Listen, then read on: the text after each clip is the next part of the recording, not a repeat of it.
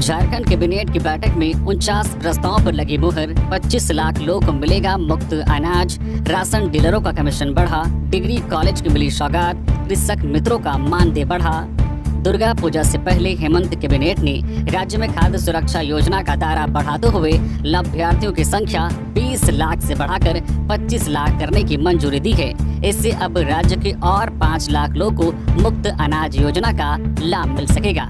साथ ही खाद्य आपूर्ति करने वाले पीडीएस डीलरों का कमीशन भी प्रति क्विंटल 100 रुपए से बढ़ाकर 150 रुपए कर दिया गया है। सीएम हेमंत सोरेन की अध्यक्षता में शुक्रवार शाम हुई कैबिनेट की बैठक में कुल 49 प्रस्तावों को मंजूरी दी गई है। इसके साथ ही राज्य में वाहनों के लिए नई स्क्रैप नीति को मंजूरी दी गई है। इसके अनुसार झारखंड में 15 साल पुराने सरकारी वाहनों के चलने पर रोक लग जाएगी। ऐसे वाहनों को स्क्रैप घोषित कर दिया जाएगा। हालांकि निजी वाहनों को कुछ शर्तों के साथ छूट दी जाएगी। इसके साथ ही रांची शहर स्थित राज्य सरकार के मानसिक आरोग्यशाला परिसर में मेडिकल कॉलेज और अस्पताल निर्माण को भी मंजूरी दी गई है। इसके लिए 10 अरब 74 करोड़ 68 लाख रुपए की राशि भी स्वीकृत की गई है। इसके साथ ही राज्य में कृषक मित्रों का मानदेय प्रति माह 1000 रुपए से बढ़ाकर 2000 रुपए कर दिया गया है। इसके अलावा राज्य के आंगनबाड़ी केंद्रों और स्कूलों में रसोइया और सहायिका को अब साल में 12 महीने 1000 रुपए का मानदेय मिलेगा। पहले इन्हें साल में 10 महीने ही मानदेय का भुगतान किया जाता था। साथ ही झारखंड राज्य युवा आयोग प्रक्रिया संचालन 2024 को भी कैबिनेट ने स्वीकृति दे दी है। रांची विश्वविद्यालय अंतर्गत सिल्ली विधानसभा क्षेत्र में डिग्री कॉलेज स्थापना के लिए 59 करोड़ 69 लाख रुपए दिए गए हैं। इसके अलावा भी कैबिनेट की बैठक में कई अन्य महत्वपूर्ण प्रस्तावों पर मुहर लगाई गई है। हेमंत कैबिनेट की बैठक में इन महत्वपूर्ण प्रस्तावों को मिली मंजूरी। मुख्यमंत्री हेमंत सोरेन की अध्यक्षता में शुक्रवार को 49 प्रस्तावों पर मुहर लगाई गई है, जिसमें ये प्रस्ताव भी शामिल हैं। राज्य युवा आयोग की नियमावली को मंजूरी। साथ ही राज्य के पॉलिटेक्निक साहिबगंज के नए भवन के लिए 45 करोड़ की मंजूरी। सिल्ली में डिग्री महाविद्यालय के लिए 59 करोड़ की मंजूरी। पारा मेडिकल कर्मियों सहित अन्य के नियुक्ति नियमावली में संशोधन। धनबाद में साइंस सेंटर के लिए 41 करोड़ की मंजूरी। पीडीएस डीलर्स को अब 150 रुपए प्रति क्विंटल मिलेगा कमीशन। साथ ही दुमका और पलामू में जिला न्यायाधीश के 2 पद को मंजूरी। डिजिटल पंचायत योजना में संशोधन। इसके अलावा पीडीएस डीलर्स के परिजनों को मिलेगी अनुकंपा पर दुकान। वही बोकारो के 500 बेड अस्पताल का नाम जगन्नाथ महतो मेडिकल कॉलेज किया गया। वही कृषक मित्रों के मानदेय में वृद्धि। साहिबगंज में डोमेस्टिक एयरपोर्ट के लिए 403 एकड़ जमीन के अधिग्रहण को मंजूरी। इसके साथ ही झारखंड राज्य खाद्य आपूर्ति योजना में संशोधन को मंजूरी दी गई है। इसके अलावा भी कई अन्य महत्वपूर्ण प्रस्तावों पर मुहर लगाई गई है। जेएसएससी सीजीएल परीक्षा में गड़बड़ी की जांच के लिए सचिव की अगुवाई में बनी 3 सदस्यीय कमेटी। जेएसएससी की ओर से आयोजित सीजीएल में कथित गड़बड़ी की जांच के लिए जेएसएससी ने एक कमेटी का गठन कर दिया है। जेएसएससी ने शुक्रवार को आदेश जारी किया। जेएसएससी के इस आदेश में कहा गया है कि सुधीर कुमार गुप्ता की अध्यक्षता में बनी 3 सदस्यीय कमेटी परीक्षा में हुई कथित गड़बड़ी की शिकायतों की जांच करेगी। कमेटी की अध्यक्षता सुधीर कुमार गुप्ता करेंगे। कमेटी में 2 सदस्य बनाए गए हैं। आयोग की संयुक्त सचिव मधुमिता कुमारी और उप सचिव शाह परीक्षा नियंत्रक अरविंद कुमार लाल कमेटी का सदस्य बनाया गया है। जेएसएससी की ओर से यह भी कहा गया है कि यह टीम एक सप्ताह में जेएसएससी सीजीएल 2023 की परीक्षा में गड़बड़ी की शिकायतों की जांच करेगी और अपनी रिपोर्ट सौंपेगी। छात्र संगठनों और झारखंड की मुख्य विपक्षी पार्टी बीजेपी ने परीक्षा में गड़बड़ी की शिकायत की थी। झारखंड के नेता प्रतिपक्ष अमर बावरी ने नौकरी बेचने के आरोप लगाए थे। हालांकि जेएसएससी सीजीएल 2023 की परीक्षा में गड़बड़ी की शिकायतों को जेएसएससी के अध्यक्ष प्रशांत कुमार ने प्रेस कॉन्फ्रेंस करके खारिज कर दिया था। उन्होंने चुनौती देते हुए कहा था कि परीक्षा में गड़बड़ी के सबूत दे तो परीक्षा को रद्द कर देंगे। इससे पहले राज्यपाल संतोष कुमार गंगवार ने शिकायतों के आधार पर सरकार से कहा था कि जेएसएससी की विश्वसनीयता बनी रहनी चाहिए, इसलिए जेएसएससी सीजीएल परीक्षा में गड़बड़ी की शिकायतों की जांच कराई जाए। दुर्गा पूजा में डीजे बजाने पर पूर्ण प्रतिबंध। हाई लेवल मीटिंग में मुख्य सचिव का निर्देश। दुर्गा पूजा से पहले झारखंड के मुख्य सचिव ने शुक्रवार को राजधानी रांची में एक अहम बैठक की। इसमें पुलिस के आला अधिकारी भी शामिल हुए। मुख्य सचिव एल क्यांगते ने पुलिस पदाधिकारियों को इस बैठक में जरूरी निर्देश दिए। कहा कि थाना स्तर पर शांति समिति की बैठक करे, समाज के प्रबुद्ध व्यक्तियों को अपने साथ जोड़े और विधि व्यवस्था बनाए रखने में उनकी मदद ले।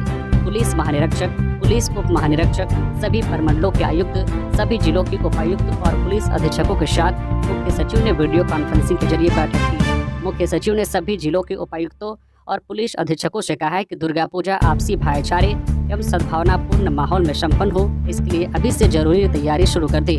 डीजे बजाने पर पूर्ण प्रतिबंध लगाने का भी आदेश मुख्य सचिव ने दिया।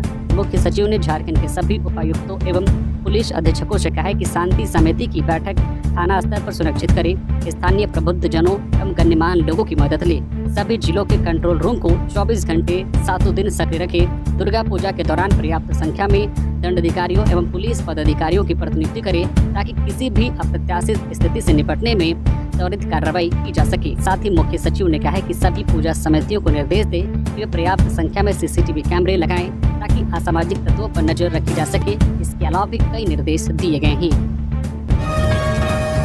पीएम के कार्यक्रम का जायजा लेने गांधी मैदान पहुंचे हिमंता बिस्वा शर्मा सीजीएल परीक्षा के अभ्यर्थियों से मिले। झारखंड के हजारीबाग में 2 अक्टूबर को प्रधानमंत्री नरेंद्र मोदी का कार्यक्रम होने वाला है। इस कार्यक्रम की तैयारी का जायजा लेने के लिए असम के मुख्यमंत्री हिमंता बिस्वा शर्मा गांधी मैदान पहुंचे, जहां उन्होंने पंडाल समेत अन्य तैयारियों को लेकर हजारीबाग सांसद मनीष जायसवाल और भाजपा के नेताओं से बातचीत की। उन्होंने कहा कि हजारीबाग में 2 अक्टूबर को परिवर्तन रैली समाप्त होगी, वहीं 3 या 4 अक्टूबर को भारतीय जनता पार्टी अपना मैनिफेस्टो जारी करेगी। इसके बाद अलग अलग विधानसभा क्षेत्रों के उम्मीदवारों के नाम की घोषणा की जाएगी। इस दौरान हिमंता बिस्वा शर्मा ने सीजीएल परीक्षा से जुड़े अभ्यर्थियों से भी मुलाकात की। उन्होंने कहा कि इस परीक्षा में भारी धांधली हुई है, ऐसे में परीक्षा को रद्द कर दिया जाना चाहिए। हिमंता ने सभी को आश्वासन दिया है कि इसे लेकर पार्टी गंभीर है, बहुत जल्द ही राज्यपाल से मुलाकात की जाएगी ताकि परीक्षा परिणाम पर रोक लगाया जा सके। धनबाद में दिन दहाड़े हुए लूट। धनबाद सदर थाना क्षेत्र का मामला, बाइक सवार अपराधियों ने लूटे 5 लाख।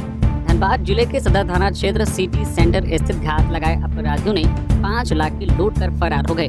भुक्तभोगी आईसीआईसीआई बैंक से 5 लाख निकासी कर जैसे ही बैंक से बाहर निकले, बाइक सवार अपराधियों ने घटना को अंजाम दिया। सूचना के बाद सदर थाना मौके पर पहुंचकर जांच में जुट गई। धनबाद कोयलांचल में इन दिनों अपराधियों का हौसला बुलंद है। शुक्रवार की दोपहर लगभग 2 बजे सिटी सेंटर स्थित घात लगाए बाइक सवार अपराधियों ने कतरास निवासी विनय कुमार एवं उनके सहयोगी से 5 लाख की लूट की घटना को अंजाम देकर फरार हो गए। भुक्तभोगी घटना के बाद चीखता चिल्लाते रह गए। वही घटना की सूचना पर पहुंची धनबाद सदर थाना घटना को लेकर आईसीआईसी बैंक के प्रबंधन और भुक्तभोगी से घटना की छानबीन में जुट गए। इस दौरान बैंक में लगे सीसीटीवी कैमरा एवं पुलिस खंगालने में लगी है, जबकि पूर्व में सिटी सेंटर स्थित आईसीआईसीआई बैंक के बाहर कुछ दिनों पूर्व इसी तरह की घटना को अंजाम अपराधियों द्वारा दिया गया था। आज पुनः दूसरी बार अपराधियों ने इस तरह की घटना को दोहराते हुए 5 लाख की लूट कर चलते बने। झारखंड के कई इलाकों में आज भी होगी बारिश। इस बार दुर्गा पूजा में बारिश डाल सकती है खल। बंगाल की खाड़ी में निम्न दबाव वाला क्षेत्र बनने से झारखंड के कई इलाकों में बारिश हो रही है। पिछले 24 घंटे में कई क्षेत्रों में भारी बारिश भी रिकॉर्ड की गई है, तो कई क्षेत्रों में हल्के से लेकर मध्यम दर्जे की बारिश रिकॉर्ड की गई है, तो कई क्षेत्रों में बादल छाए रहे। हालांकि मौसम विभाग के अनुसार कहा जा रहा है कि आज शनिवार से रांची और आसपास के इलाके में मौसम साफ होने की संभावना है। कई इलाकों में आकाश में बादल छाए रहेंगे। इधर मौसम विभाग ने एक बार फिर बंगाल की खाड़ी में 2 अक्टूबर से निम्न दबाव का क्षेत्र बनने की संभावना व्यक्त की है। इससे 3 अक्टूबर से 7 अक्टूबर तक झारखंड में बारिश हो सकती है। इससे दुर्गा पूजा में खलल पड़ने की संभावना मौसम विभाग की ओर से कही जा रही है। 527 उम्मीदवारों को सीएम ने सौंपा नियुक्ति पत्र। वास्तविकता का पता नहीं, सरकार पर कालिक पोतने में लगे हैं लोग, जैसे सीजीएल पर बोले हेमंत सोरेन। राज्य में नौकरियां दी जा रही है, स्थिति ऐसी है कि रिक्तियों से कई गुना अधिक आवेदन आते हैं। जेएसएससी के माध्यम से अभी परीक्षा ली गई है, उस पर आए दिन मीडिया ट्रायल चल रहा है। वास्तविकता का अता पता नहीं, लेकिन खबरों में मीडिया में सरकार पर कितना कालिक पोत सके उसके लिए लोग लगे हुए हैं।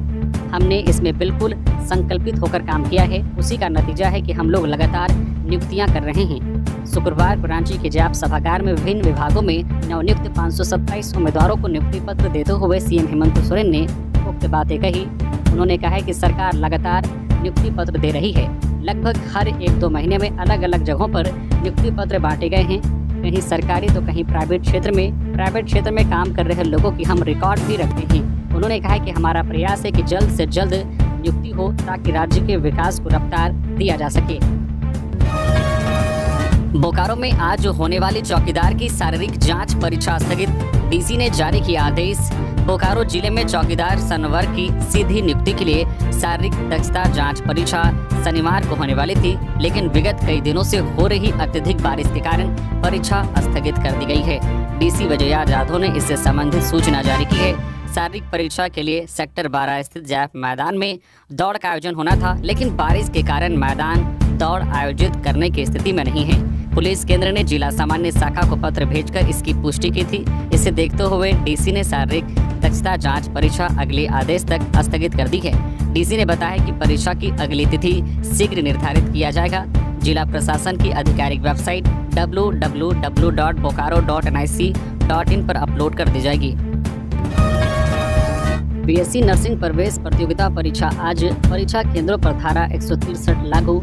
झारखंड संयुक्त प्रतियोगिता परीक्षा परिषद द्वारा आयोजित बीएससी नर्सिंग प्रवेश प्रतियोगिता परीक्षा आज शनिवार को रांची के 7 केंद्रों पर आयोजित की जाएगी।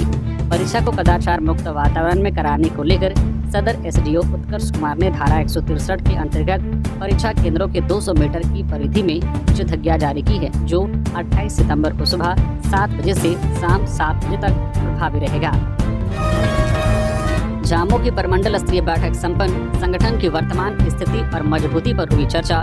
झामो की प्रमंडल स्तरीय बैठक रांची के हरमो स्थित सोहराय भवन में शुक्रवार को संपन्न हुई, जिसमें दक्षिणी छोटा नागपुर प्रमंडल से कुंटी, सिमडेगा और उत्तरी छोटा नागपुर से धनबाद, बोकारो, चतरा, कोडरमा जिला से झामो के केंद्रीय समिति के पदाधिकारी एवं सदस्य, जिला समिति के पदाधिकारी, नगर महानगर समिति के पदाधिकारी, वर्ग संगठनों की जिला समिति के पदाधिकारी और प्रखंड के अध्यक्ष एवं सचिव शामिल हुए। बैठक में संगठन की वर्तमान स्थिति और मजबूती पर विस्तार से चर्चा हुई। साथ ही पार्टी के आगामी कार्यक्रमों को लेकर सुझाव लिए गए और कार्यकर्ताओं की सक्रिय भूमिका को लेकर महत्वपूर्ण निर्देश दिए गए। साथ ही राज्य सरकार की जन कल्याणकारी योजनाओं को लोगों तक पहुंचाने में कार्यकर्ताओं की भूमिका को लेकर दिशा निर्देश दिए गए। राज्य के पुलिस कर्मियों के लिए सुनहरा अवसर। इन 12 जिलों में अपनी पसंद से करा सकते हैं पोस्टिंग। झारखंड पुलिस मुख्यालय ने राज्य के 12 जिलों में पोस्टिंग के लिए पुलिस कर्मियों को अवसर प्रदान किया है। यह सुविधा कांस्टेबल रैंक के पुलिस कर्मियों के लिए है, जो वर्षों से एक ही जिले में तैनात है। डीजीपी अनुराग गुप्ता ने बताया है कि पुलिसकर्मी ऑनलाइन और ऑफलाइन दोनों प्लेटफॉर्म पर तबादले के लिए आवेदन पत्र भर सकते हैं। आवेदन पत्र जमा करने के बाद पुलिसकर्मी को उनके द्वारा आवेदन दिए गए जिले में पोस्टिंग दी जाएगी। इस अवसर के माध्यम से पुलिसकर्मियों को राज्य के 12 जिलों में जाने का मौका मिल रहा है। इनमें Garhwa, Palamu, Latehar, Lohardaga, Simdega, कुंटी, Gumla, Chaibasa, Chatra, Sahibganj, Godda, Pakur, Jamtara, jungle warfare school, Netarhat और सीटीसी मुशाबनी शामिल हैं। डीजीपी ने बताया कि ग्रामीण क्षेत्र होने के कारण इन जिलों में पुलिसकर्मी जाना नहीं चाहते हैं, लेकिन कुछ पुलिसकर्मी अपने घर के नजदीक होने के कारण इन जिलों में जाना चाहते हैं। इसी वजह से कांस्टेबल रैंक के पुलिसकर्मियों को इन 12 जिलों में से किसी भी मनपसंद जगह पर जाने का मौका दिया जा रहा है। झारखंड में धर्मांतरण और घूसखोरी रोकने के लिए भाजपा सरकार जरूरी, गुमला में बोले बाबूलाल मरांडी। झारखंड में विधानसभा चुनाव की तारीखों की घोषणा से पहले भारतीय जनता पार्टी ने कमर कस ली है। वह लगातार झारखंड की हेमंत सोरेन सरकार पर हमले बोल रही है। परिवर्तन रथ रवाना हो चुका है और परिवर्तन सभाएं हो रही है। प्रदेश भाजपा अध्यक्ष बाबूलाल मरांडी ने शुक्रवार को गुमला जिले के घाघरा से झारखंड मुक्ति मोर्चा, कांग्रेस, राष्ट्रीय जनता दल की गठबंधन सरकार और हेमंत सोरेन सरकार पर जमकर हमला बोला। झारखंड के प्रथम मुख्यमंत्री बाबूलाल मरांडी ने हेमंत सोरेन की सरकार को झूठी सरकार करार दिया। कहा कि 5 लाख नौकरियों का वादा किया था, लेकिन बेरोजगारों को आज तक कुछ नहीं मिला। साजिश के तहत आदिवासी आबादी को कम किया जा रहा है। उन्होंने कहा है कि आगामी झारखंड विधानसभा चुनाव में इस सरकार को सबक मिलेगा। मरांडी ने कहा है कि हेमंत सोरेन सरकार का सबसे बड़ा उद्योग है घूसखोरी। आज के समय में झारखंड में अधिकारी बिना पैसे के कोई काम नहीं करते। 5 राज्यों के मनरेगा मजदूरों का आज रांची में होगा जुटान। राजभवन के सामने देंगे धरना। मनरेगा मजदूरों के हक के लिए आज 28 सितंबर को रांची में राजभवन के सामने महाजुटान होने जा रहा है। इसमें झारखंड, बिहार, ओडिशा, पश्चिम बंगाल और छत्तीसगढ़ के सैकड़ों मनरेगा और असंगठित क्षेत्र के मजदूर शामिल होकर मनरेगा कानून के नियमों को अक्षरशः लागू करने की मांग करेंगे। शनिवार दोपहर 1 बजे से दोपहर 3 बजे तक आयोजित धरना के दौरान असंगठित क्षेत्र के मजदूरों की समस्याओं पर मजदूरों, उनके प्रतिनिधियों, सामाजिक कार्यकर्ताओं, ट्रेड यूनियनों के साथ संवाद कर केंद्र सरकार पर जन दबाव बनाया जाएगा। मनरेगा मजदूरों के हित में काम करने वाली संस्था झारखंड मनरेगा वॉच की ओर से बताया गया है कि कोरोना महामारी के वक्त देश भर में अकुशल मजदूरों को जब दुत्कारा गया था, तब मनरेगा ही ऐसी योजना थी जिसकी बदौलत मजदूरों को काम मिल पाया था। वर्तमान में देश में 25 करोड़ 11 लाख मजदूर हैं, लेकिन ईमानदारी और मेहनत से काम करने के बावजूद मेहनताना के लिए अंतहीन इंतजार करना पड़ता है। यह मनरेगा कानून के नियमों का खुला उल्लंघन है। गैर कानूनी तरीके से जॉब कार्ड निरस्त किए जा रहे हैं। इसकी वजह से रोजगार दिवस में गिरावट आ रही है। राजभवन के सामने धरना के दौरान काम की मांग को मौलिक अधिकार में शामिल करना, मनरेगा का बजट आवंटन बढ़ाना, मोबाइल और ऐप आधारित उपस्थिति जैसी मजदूर विरोधी तकनीक का बहिष्कार, मनरेगा मजदूर दर प्रतिदिन 800 रुपये निर्धारित करना शामिल है। इस दौरान इस बात पर भी चर्चा होगी कि पश्चिम बंगाल में पिछले 3 साल से मनरेगा का काम बंद है। मजदूरों के साथ इस अन्याय को तुरंत बंद कर फंड जारी करने की मांग की जाएगी। सीजीएल की परीक्षा में बड़े बड़े दावे के बावजूद सरकार ने किया नौकरी बेचने का काम, अमर कुमार बावरी। प्रेस कॉन्फ्रेंस करते हुए नेता प्रतिपक्ष अमर कुमार बावरी ने कहा है कि सरकार के कारण देश की संप्रभुता खतरे में पड़ गई है। वही राज्य के युवाओं के साथ सरकार ने खिलवाड़ किया है। माननीय उच्च न्यायालय ने इस सरकार को फ्रॉड कहकर संबोधित किया है। भाजपा ने हमेशा कहा है कि यह सरकार झूठ बोलकर सत्ता में आई है। सीजीएल की परीक्षा में बड़े बड़े दावे किए गए, बावजूद इसके सरकार ने नौकरी को बेचने का काम किया। वही जिस किसी ने भी इसका विरोध किया उसको स्थानीय प्रशासन से मिलकर डराने धमकाने का काम कर रही है। इस सरकार ने परीक्षा के नाम पर पूरे राज्य का नेट बंद कर दिया और कहा है कि असम की तर्ज पर यह काम किया है, जबकि असम सरकार ने परीक्षा से काफी पहले सूचना देकर नेट बंद किया था। इस सरकार ने रात के 2 बजे से नेट बंद किया ताकि इनके लोग रात में ही प्रश्न पत्र बांटने का काम कर सके। पूर्वी सिंहभूम जिले के बोडाम में वज्रपात से किसान की मौत, खेत में काम करने के दौरान हुआ हादसा, इलाज के दौरान हुई मौत। पूर्वी सिंहभूम जिले के बोडाम थाना क्षेत्र के गागीबुरु गांव में शुक्रवार दोपहर वज्रपात की चपेट में आकर किसान अजय सिंह गंभीर रूप से घायल हो गए। यह घटना उस समय हुई जब अजय दोपहर के समय बारिश के बीच अपनी धान की फसल में खाद डालने का कार्य कर रहे थे। अचानक हुई जोरदार आवाज के साथ वज्रपात ने अजय को बुरी तरह से प्रभावित किया और वह बेहोश होकर जमीन पर गिर पड़े। पास ही मौजूद उनके बड़े भाई ने अजय को अचेत देखा और तत्काल ग्रामीणों को सूचित किया। ग्रामीणों ने 108 एम्बुलेंस को कॉल करने के साथ साथ अजय को प्राथमिक उपचार के लिए लोवाटी गांव तक एक निजी वाहन से लाया। इसके बाद एम्बुलेंस की सहायता से अजय को एमजीएम अस्पताल पहुंचाया गया, जहां चिकित्सकों ने उन्हें बचाने की पूरी कोशिश की, लेकिन दुर्भाग्यवश इलाज के दौरान उनकी मौत हो गई। झारखंड कांग्रेस चुनाव अभियान समिति की बैठक संपन्न, प्रदेश अध्यक्ष बोले राज्य के अंतिम व्यक्ति तक पहुंचना लक्ष्य। झारखंड प्रदेश कांग्रेस चुनाव अभियान समिति की बैठक समिति के अध्यक्ष पूर्व केंद्रीय मंत्री सुबोध कांत सहाय की अध्यक्षता में संपन्न हुई। इसमें प्रमुख रूप से प्रदेश अध्यक्ष केशव महतो कमलेश उपस्थित थे। बैठक में श्री कमलेश ने कहा कि इस अभियान के माध्यम से हमें राज्य के अंतिम व्यक्ति तक पहुंचना है, ताकि हम उनके आर्थिक सामाजिक विकास के लिए लक्ष्य निर्धारित कर सके। हमें अपने विकास के एजेंडे और भावी कार्यक्रमों को हर व्यक्ति तक पहुंचाना होगा, ताकि झारखंड के विकास में उनकी सहभागिता स्पष्ट रूप से हो सके। बिजली अलर्ट, 28 व 29 सितंबर को 4 घंटे रहेगा पावर कट, जाने वजह। दुर्गा पूजा में निर्बाध बिजली आपूर्ति के लिए रांची बिजली आपूर्ति सिस्टम का मेंटेनेंस किया जाएगा।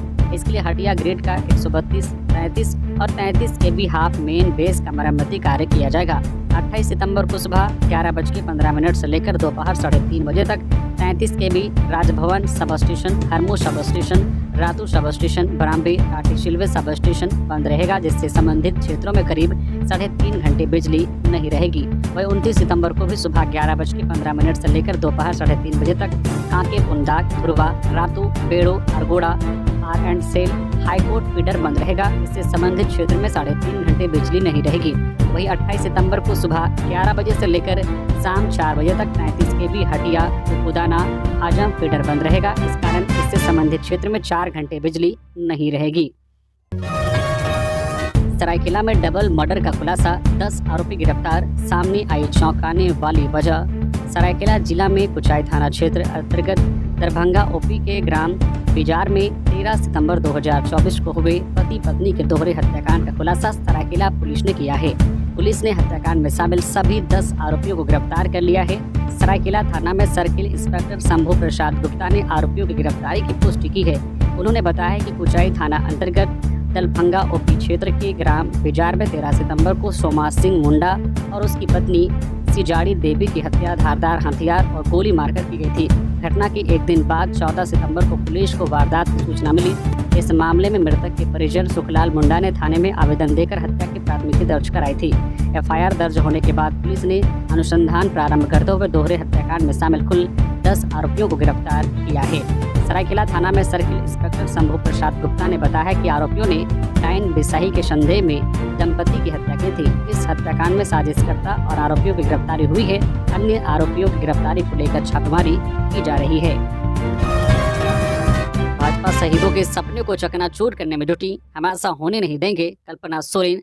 गांडे विधायक कल्पना सोरेन ने मैया सम्मान यात्रा को लेकर कोल्हान पहुंची। उन्होंने जमशेदपुर के कदमा कुलिहान स्थित शहीद निर्मल महतो की प्रतिमा व समाधि स्थल पर माल्यार्पण कर दूसरे दिन की यात्रा की शुरुआत की। इस दौरान कल्पना सोरेन ने कहा कि अलग झारखंड राज्य का गठन यूं ही नहीं हुआ है, बल्कि अलग राज्य को बनाने के लिए कई लोगों ने अपने प्राणों की आहुति दी है। मैं उन अमर शहीदों को नमन करती हूँ। उनके त्याग बलिदान को यूं ही व्यर्थ जाने नहीं दिया जाएगा। उन्होंने अबुआ दिशुम अबुआ राज को स्थापित करने का सपना देखा था, लेकिन यहाँ भाजपा उनके सपने को चकनाचूर करने में लगी हुई है।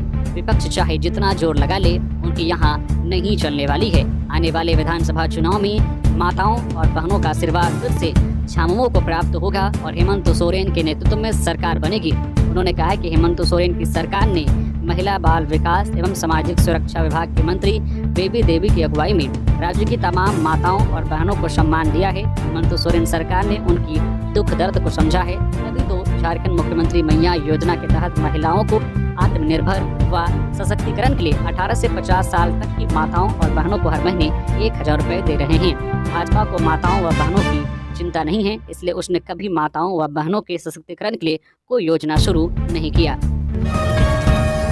बोकारो में तेल टैंकर और कार की हुई टक्कर, 3 बच्चों समेत 7 लोग हुए घायल। झारखंड के बोकारो के बेरमू अनुमंडल में शुक्रवार 27 सितंबर को एक भीषण सड़क हादसा हो गया, जिसमें 3 बच्चों सहित 7 लोग गंभीर रूप से घायल हो गए। यह दुर्घटना बेरमू अनुमंडल के गांधीनगर थाना क्षेत्र के बारीग्राम हिरक रोड की बताई जा रही है। इस हादसे में एक कार और तेल टैंकर के बीच जबरदस्त भिड़ंत हो गई। इस दुर्घटना में घायल हुए सभी 7 लोगों को ढोरी अस्पताल में भर्ती करवाया गया। यहाँ उनकी गंभीर स्थिति को देखते हुए बेहतर इलाज के लिए सभी लोगों को बोकारो रेफर कर दिया गया है। धनबाद में जीटी रोड पर भीषण हादसा, 2 हाईवा की भीषण टक्कर में एक शख्स की मौत।